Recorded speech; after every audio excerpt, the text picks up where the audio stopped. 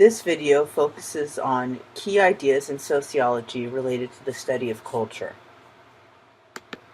What is culture? Culture refers to symbolic and learned aspects of human society. Culture is always transmitted socially. Typical aspects of culture are things like language, beliefs, values, norms, behaviors, anything passed down over time. A subculture are the unique symbols and lifestyles of a subgroup within a society. Most members of a subculture accept most of the values and norms of the dominant culture, but are set apart by one or more culturally significant characteristics.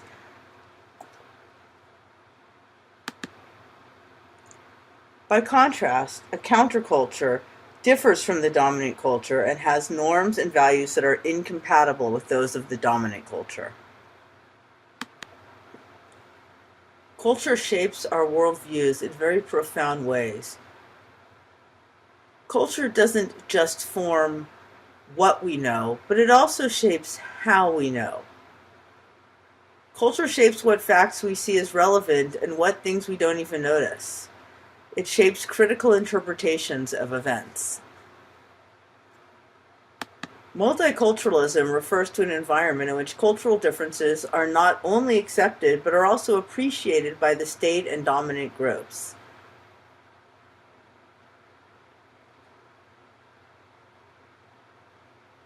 Multiculturalism does not only refer to ethnic differences, but also to other types of diversity.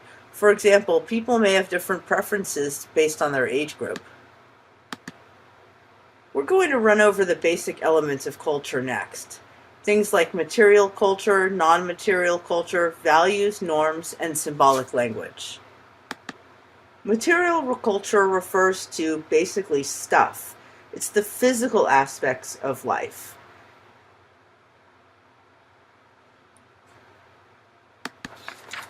Non-material culture refers to the intangibles of culture, things like ideology, belief systems, values, core assumptions, practices, norms. Ideology refers to shared beliefs that explain what we do. It gives meaning to our world and helps us make sense of our experiences. Ideologies tend to legitimate the existing social order, its institutions, its way of life. There is no world outside of or free from ideology, but we have to see ideology as having problematic components. Sometimes it makes us believe things that aren't really in our own best interests. This situation is referred to as hegemony.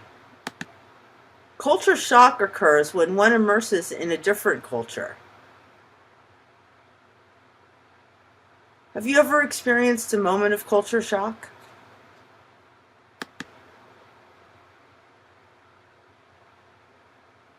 Ethnocentrism refers to judging other cultures against the standards of one's own culture. In this case, you're failing to understand the other culture in its own context. Cultural relativism means looking at other cultures without any evaluative judgments. No one can ever truly succeed at cultural relativity. However, we may not want to entirely succeed.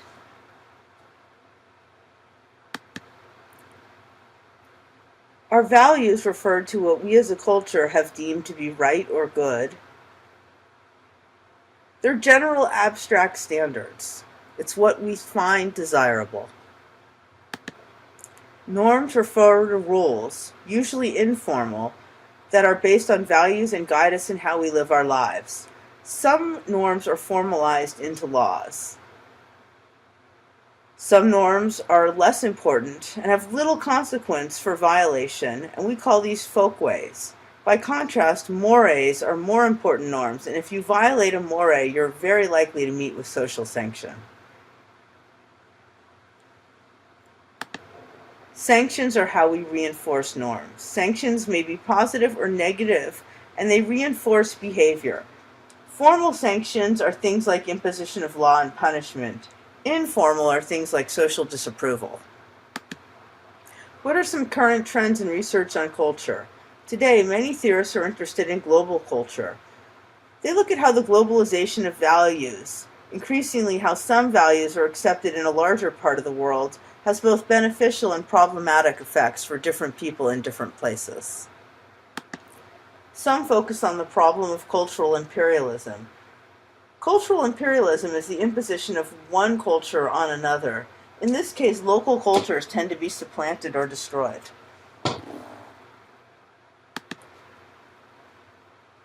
Hybridity refers to the fact that elements of dominant and local cultures, or multiple cultures, are now intermixing. What cultural hybrids do you see in the greater Los Angeles area?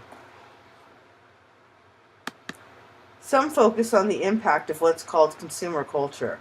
Consumer culture refers to the fact that in modern culture, many of our core ideas and material objects are tied to consumption, and that consumerism is a key element of our social life. Thorsten Veblen came up with the idea of conspicuous consumption, the fact that we demonstrate wealth and power through consumption. Other scholars have noticed that now we have inconspicuous consumption, where the well-to-do want to present themselves modestly. Children are frequently the target of consumer culture. Others resist consumer culture with things like culture jamming. Culture jamming is subversive advertising and intends to transform messages.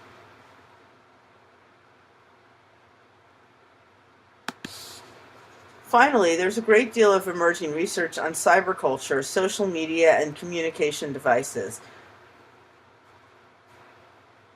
What are the positives and the negatives that these trends have on our social world?